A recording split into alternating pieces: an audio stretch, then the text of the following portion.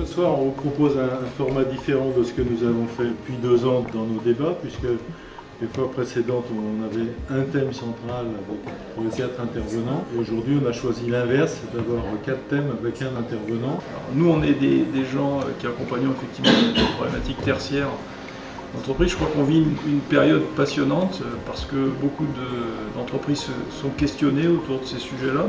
Et on est content de voir qu'il y a plein de gens qui, sur ces thèmes-là, partagent des réflexions et on est heureux d'être associés à cette réflexion avec vous. En tout cas, très heureux de vous accueillir. Réflexion avec vous, en tout cas, très heureux de vous accueillir. Et le cadre aussi a vraiment changé. Et j'avoue que les 3 premiers mois, c'était assez perturbant.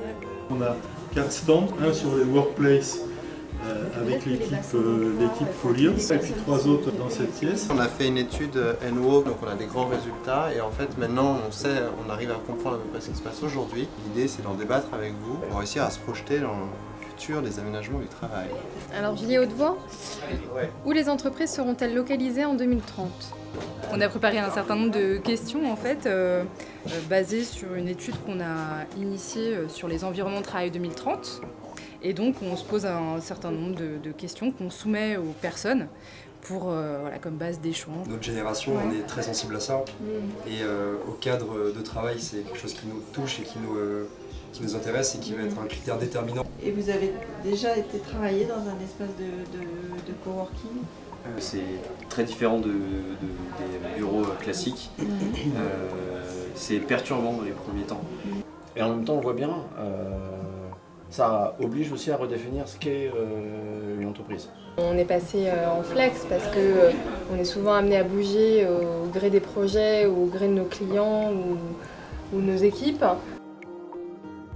Je vais animer un atelier qui s'appelle Intelligence artificielle et éthique. On a coécrit avec le Lab RH, au niveau de la CFE-CGC, une charte éthique et numérique RH et qui pose des principes éthiques sur la gestion des données dans le domaine RH. L'intelligence artificielle, d'une manière générale, pose des problèmes éthiques parce que l'intelligence artificielle fonctionne avec énormément de données.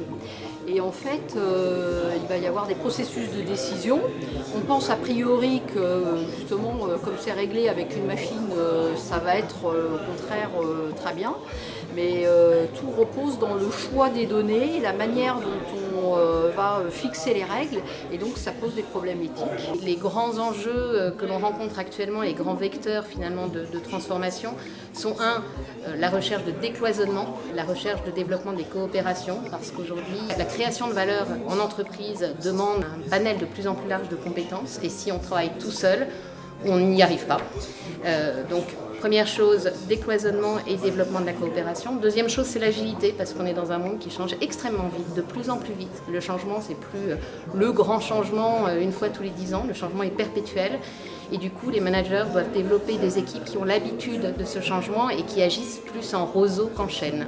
Changer les modes de fonctionnement à l'intérieur d'une organisation pour permettre cette porosité entre les différentes entités. Et c'était bien ça dont ces managers parlaient quand ils parlaient de casser des silos. Un troisième vecteur de transformation, c'est le développement de l'initiative. Là aussi, dans un monde de plus en plus complexe, on peut de moins en moins apporter les réponses à travers les seules procédures et processus.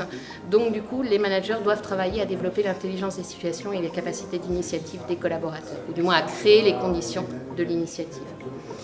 Et puis le quatrième changement majeur que je vais évoquer ce soir, c'est le développement des soft skills, parce que qui dit développement de la coopération, qui dit développement de l'initiative, qui dit développement de l'agilité, dit développement des compétences comportementales, émotionnelles, et ça c'est aussi un nouveau challenge à relever par les managers, qui jusqu'à présent se cantonnaient en matière de développement des compétences plutôt aux compétences métiers, aux compétences techniques. J'espère être de plus en plus active dans ce think tank, parce que c'est un endroit où on a des débats d'idées qui sont vraiment intéressants et qui permettent d'enrichir.